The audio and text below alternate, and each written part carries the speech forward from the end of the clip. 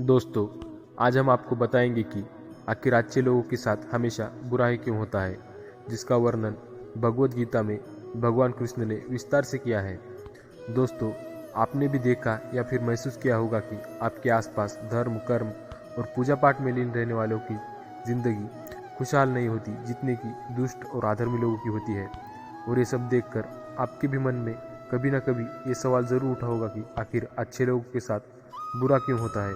परंतु आज के अधिकतर जनमानस इस रहस्य के बारे में नहीं जानते, जिसका सबसे बड़ा कारण है कि वे धर्म ग्रंथों को सही से पढ़ते नहीं या फिर उसमें लिखी बातों पर विश्वास ही नहीं करते। आज की इस वीडियो में हम आपको बताएंगे कि आखिर अच्छे लोगों के साथ हमेशा बुरा ही क्यों होता है, जिसका वर्णन भगवद गीता में भगवान कृष्ण ने विस्तार से किया है।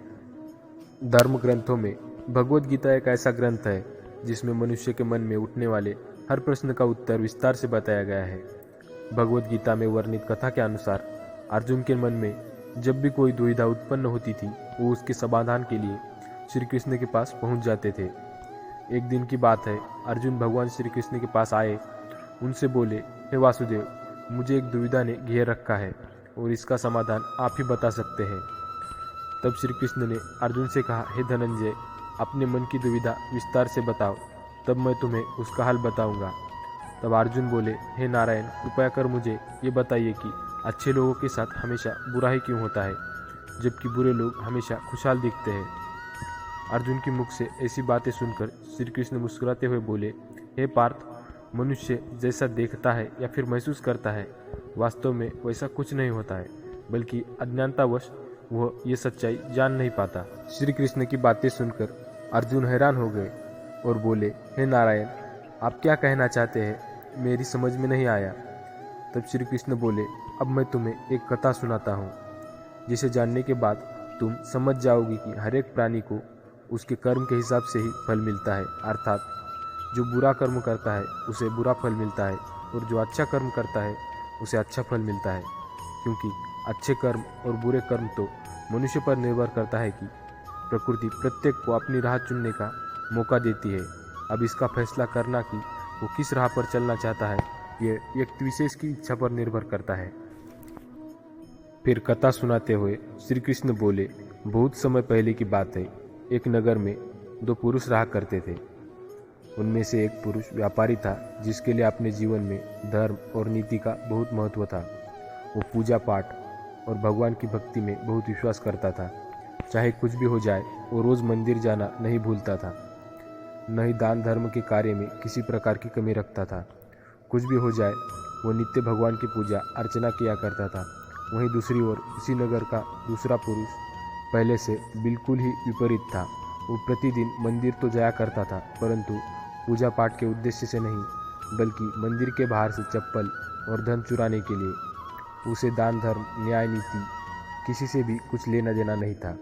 इसी तरह समय बीतता गया और एक दिन उस नगर में जोर की बारिश हो रही थी, जिसकी वजह से उस दिन नगर के मंदिर में पंडित के अलावा कोई नहीं था। यह बात जब दूसरे पुरुष को पता चली तो उसके मन में ख्याल आया, अभी सही मौका है मंदिर के धन को चुराने का, और वह बारिश में ही मंदिर पहुंच गया। मंदिर पहुंचकर उस बुरे व्यक्ति ने पंडित से नज़र बचाते हुए मंदिर में मौजूद सारे धन और जेवरात चुरा लिए और बड़ी प्रसन्नता से वो वहाँ से निकल गया। उसी समय धर्म कर्म में विश्वास करने वाला व्यापारी भी मंदिर पहुंचा और भगवान के दर्शन किए, परंतु दुर्भाग्य से मंदिर का पुजारी उस भले व्यापारी को ही चोर समझ बैठे और शोर मचाने लगे। शोर सुनकर मंदिर में लोगों की भीड़ जमा हो गई और सभी लोग उस भले व्यापारी को ही चोर समझ बैठे और उसे अपमानित करने लगे। ये देखकर उस भला व्यक्ति हैरान हो गया और उसे समझ नहीं आ रहा था कि उसके साथ क्या हो रहा है। फिर वह किसी तरह लोगों से बचता हुए उस मंदिर से निकल गया, लेकिन दुर्भाग्य ने उसका साथ वहीं नहीं छोड़ा। मंदिर से बाहर निकलते ही वह एक गाड़ी से टकरा गया और घायल हो गया। वह व्यापारी लंगड़ाते हुए घर को जाने लगा। तभी रास्ते में उसकी मुलाकात उस दुष्ट व्यक्ति से हुई, जिसने मंदिर का धन चोरी किया था। वो झूमता नाचता हुआ जोर जोर से बोलते हुए जा रहा था कि आज तो मेरी किस्मत ही चमक गई। एक साथ वो भी इतना सारा धन मिल गया। जब व्यापारी ने उस दुष्ट आदमी की ये बात सुनी तो उसे बहुत हैरानी हुई और क्रोधित होकर उसने अपने घर जाते ही भगवान की सारी फोटो निकाल कर फेंक दी और भगवान से नाराज होते हुए अपना जीवन व्यतीत करने लगा। कुछ समय पश्चात दोनों ही व्यक्तियों की मृत्यु हो गई और दोनों यमराज की सभा में पहुंचे। उस व्यापारी ने अपने बगल में उस दुष्ट व्यक्ति को खड़ा देख क्रोधित स्वर में यमराज से पूछ ही लिया कि मैं तो हमेशा अच्छे कर्म करता था, पूजा पाठ, दान धर्म में विश्वास रखता था, जिसके बदले मुझे जीवन भर सिर्फ अपमान और दर्द ही मिला, और इस अधर्म करने वाले पापी व्यक्ति को नोटों से भरी पोटली आखिर क्यों? इस पर यमराज ने उस व्यापारी को बताया कि पुत्र, तुम गलत सोच रहे हो। जिस दिन तुम्हें गाड़ी से टक्कर लगी थी, वास्तव में उस दिन तुम्हारे जीवन का आखिरी दिन था, परंतु तुम्हारे किए गए अच्छे कर्मों के कारण ही तुम्हारी मृत्यु एक छोटी सी चोट में परिवर्तित हो गई। और इस दुष्ट व्यक्ति के बारे में जानना चाहते हो तो पुत्र, दरअसल इसके भाग्य में राजयोग था, जो कि इसके दुष्कर्म और अधर्म के कारण एक छोटे से धन की पोटली में परिवर्तित हो गया। श्री कृष्ण अर्जुन को एक कथा सुनाने के बाद कहते हैं, पार्थ, क्या तुम्हें अब तुम्हारे प्रश्न का उत्तर मिल गया? ऐसा सोचना कि भगवान लोगों के अच्छे कर्मों को नज़रअंदाज कर रहे हैं, ये बिल्कुल भी सत्य नहीं है। भगवान हमें क्या किस रूप में दे रहे हैं, ये मनुष्य को समझ में नहीं आता। लेकिन अगर आप अच्छे कर्म करते हैं तो भगवान की कृपा सदैव आप पर बनी रहती है।